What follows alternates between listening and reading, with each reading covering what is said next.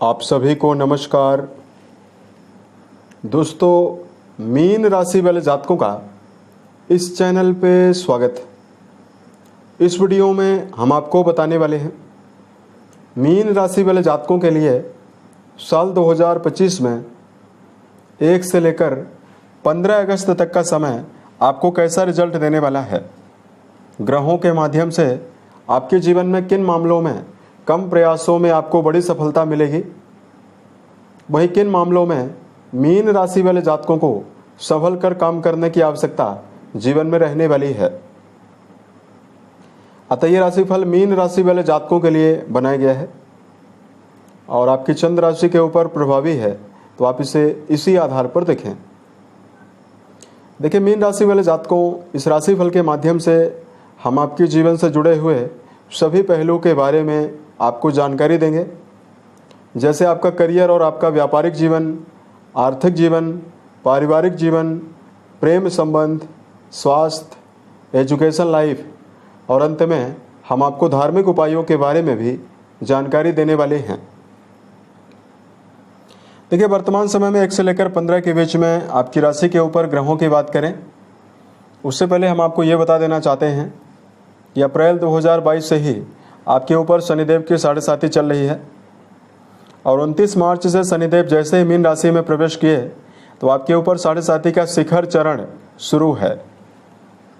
अब देखिए, 7.5 राशि के ऊपर प्रभावी है, तो वर्तमान में बहुत सारे मीन राशि वाले जातक किसी भी कार्य को के अंदर कुछ समय के लिए उत्साहित होकर काम कर पा रहे हैं और कुछ समय के पश्चात आपके मनोबल में यानी आपके उत्साह में कमी लगातार बनी हुई है।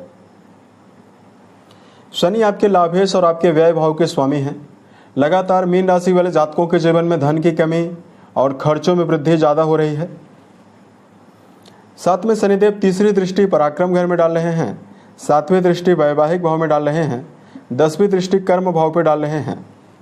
जहां मीन राशि वाले जातकों के जीवन में कर्म क्षेत्र के मामले में समस्या, वहीं मैरिटल लाइफ को लेकर भी समस्या बनी हुई है।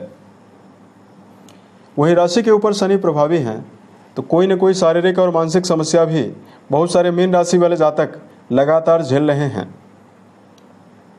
इसके लिए वीडियो के अंत में हम आपको धार्मिक उपायों के बारे में जानकारी देंगे, जिसको यदि आप जीवन में करते हैं तो आपको शुभ परिणाम मिलेगा और कुछ विशेष सलाह की जानकारी भी हम आपको देंगे।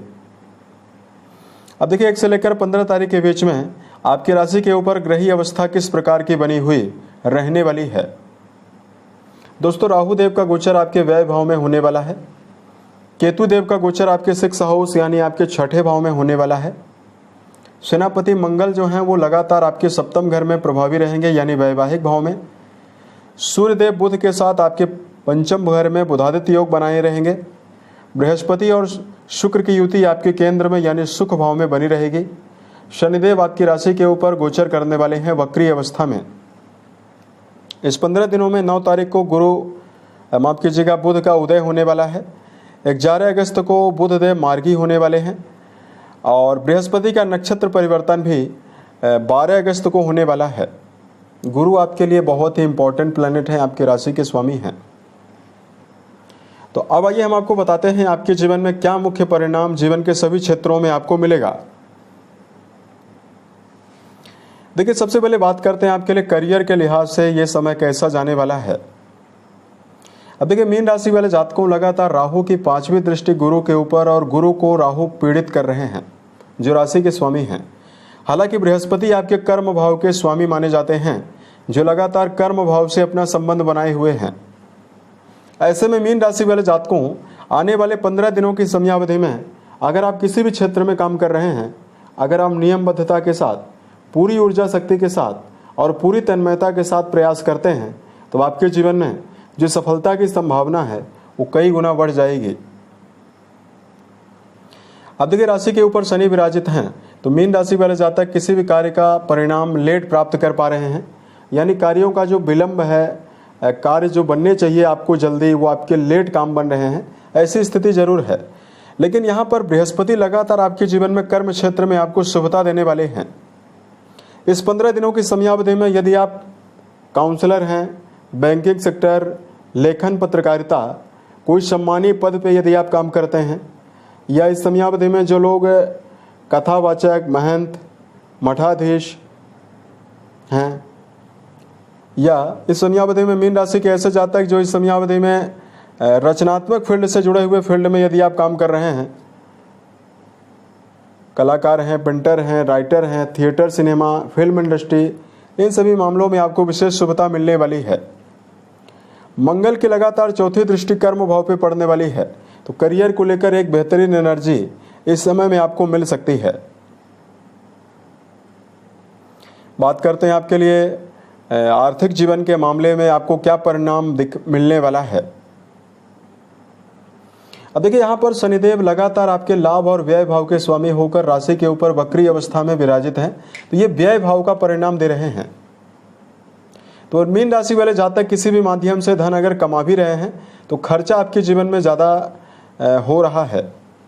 अब यहाँ पर पॉजिटिविटी आपके लिए ये रहने वाली है कि मंगल देव अपनी 8वीं दृष्टि के माध्यम से आपके लगातार द्वितीय भाव को मजबूत बना रहे हैं। तो अब आने वाले 1 से लेकर 15 अगस्त के बीच में आपका जो बैंक बैलेंस है वो बढ़ने की संभावना जीवन में रहने वाली है।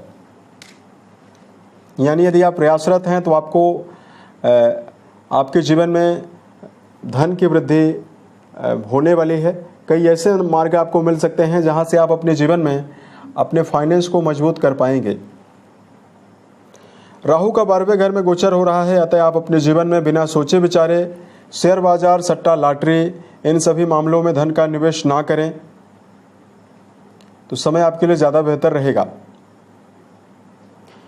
अगर आपके लिए बात करते हैं परिवार के मामले में क्या परिणाम आपको मिलेगा। अब देखिए, कुंडली का जो चौथा घर है और कुंडली का जो दूसरा घर है, कुंडली के चौथे भाव के स्वामी 9 तारीख तक अस्त अवस्था में हैं और कुंडली के दूसरे घर के स्वामी मंगल लगातार अपने द्वितीय भाव को प्रभावी कर रहे हैं। तो लंबे समय से पारिवारिक जीवन के मामले में आपने तनाव देखा है, क्योंकि मंगल की अवस्था काफ़ी नेगेटिव बनी हुई थी 28 जुलाई तक। लेकिन अगस्त का जो ये समय रहने वाला है 15 तारीख तक, ये परिवार में कोई बड़े आयोजन को भी करवा सकता है। बड़े आयोजन परिवार में होंगे। मीन राशि वाले जातकों को घर परिवार का सहयोग आपको मिलने वाला है।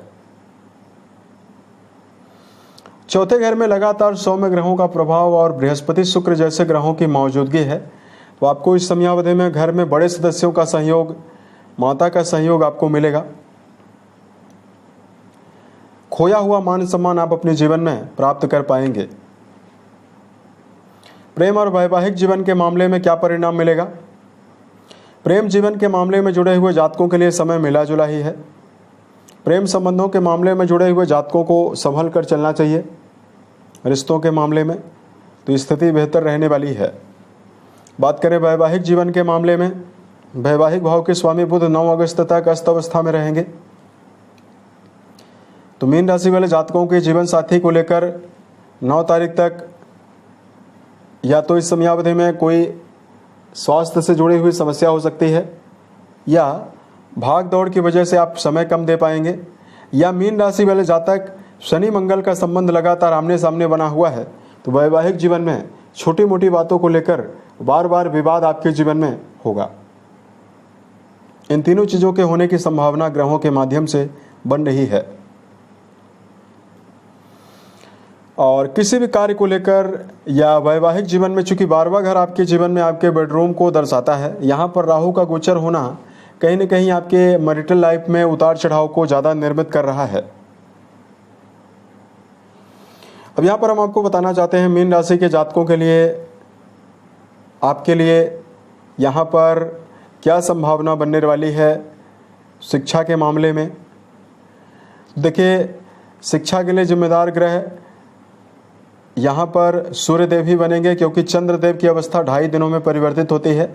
तो सूर्यदेव का यहाँ पर बुध के साथ होना विद्यार्थियों को नई ऊर्जा देने वाला है और विद्यार्थी जीवन में जुड़े हुए जातक मनोवांछित परिणाम भी प्राप्त कर पाएंगे।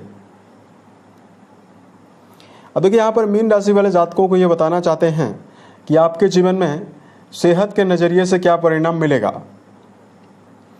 कुंडली के छठे भाव के स्वामी जिस भाव से रोग, ऋण और शत्रु के बारे में विचार करते हैं, पंचम घर में प्रभावी हैं, अतः पेट की समस्या आपको जरूर होने वाली है। उसके साथ साथ इस समयावधि में मीन राशि वाले जातकों की राशि के ऊपर शनि मंगल का जो आमने सामने का संबंध है या आपको वाहन चलाते समय सावधानी बरतने की सलाह दे रहा है। 12वें घर में राहु का गोचर हो रहा है तो अनिद्रा की समस्या भी आपको परेशान कर सकती है। शुभता ये जरूर रहने वाली है कि मीन राशि वाले जातकों के राशि के स्वामी केंद्र में मौजूद हैं। ऐसे में सभी परिस्थितियों को, नेगेटिव परिस्थितियों को अगर आप चाह लें तो आप जीवन में बेहतर बना सकते हैं। यानी यदि आप मीन राशि वाले जातक हैं और अगर आप अपने जीवन में चाह लें कि दिनचर्या व्यवस्थित बनाकर चलना है, खान पान की आदत को ध्यान रखकर चलना है, तो आप उसमें नियंत्रण पा सकते हैं। तो ये आपको प्रयास करना चाहिए। सही समय पर सोना, सही समय पर जगना आपके लिए परम आवश्यक है। तो इन चीज़ों का यदि आप पालन करते हैं तो आपकी दिनचर्या बेहतर रहने वाली है। इस 15 दिनों में आपके लिए धार्मिक उपायों की जानकारी दिया जाए। सबसे पहले 2 सावधानियों के बारे में हम आपको जानकारी दे रहे हैं। किसी भी फील्ड में यदि आप काम कर रहे हैं, अपनी तुलना किसी व्यक्ति से ना करें। उसके अलावा अनुभवी लोगों की राय को जीवन में जरूर मानें। यानी मीन राशि वाले जातकों को अपने जीवन में यदि आपको कहीं से भी अच्छी राय मिल रही है, उसको जीवन में जरूर लेने का प्रयास करना चाहिए। दूसरा, मीन राशि वाले जातकों को इस समयावधि में जीवन के सभी क्षेत्रों में शुभता प्राप्त करने के लिए लगातार लेजीनेस से बचना है, यानी आलस्य से बचना है। शनि राशि के ऊपर प्रभावी हैं तो आपका आलस्य लगातार बढ़ा हुआ है। ऐसे में किसी भी काम को जितना समय आपने निर्धारित करके दिया हुआ है, उस समय में उस कार्य को करने का प्रयास यदि आप करते हैं तो स्थिति आपके लिए बेहतर रहने वाली है। धार्मिक मामलों में लगातार हनुमान चालीसा का पाठ करना आपको शुभ परिणाम देगा। वहीं शनिजन्य दुष्प्रभावों से बचने के लिए काली चीज़ों का दान करना, जैसे काला चना, काला शर्ट, काला छाता, काला जूता, सरसों के तेल में फ्राइड कोई भी खाने पीने की वस्तु यदि आप गरीब और असहाय व्यक्तियों में दान करते हैं तो आपको विशेष शुभता मिलने वाली है। लगातार मीन राशि वाले जातकों को अपने जीवन में इस समयावधि में मन, वचन और कर्म के द्वारा किसी व्यक्ति का अन्याय करने से बचना चाहिए। झूठी गवाही देना, झूठ बोलना, अनर्गल कार्यों में इन्वॉल्व होना, इन सभी चीज़ों से बचना है। विधवा वर्ग, महिला वर्ग, गरीब और असहाय व्यक्ति, घर के बड़े सदस्य, इनका किसी भी प्रकार से निरादर करने से बचें। यह स्थिति आपके लिए बहुत ही बेहतर रहने वाली है। उम्मीद है ये जानकारी मीन राशि वाले जातकों को बेहतर लगी। अगर आपके जीवन में किसी भी प्रकार की समस्या हो, आप हमें ज़रूर बताएं। प्रत्युत्तर या अन्य वीडियोज के माध्यम से हम उसका समाधान भी करने वाले हैं। मिलते हैं एक नए वीडियो में, तब तक के लिए आप अपना ख्याल रखें। ओम नमः शिवाय।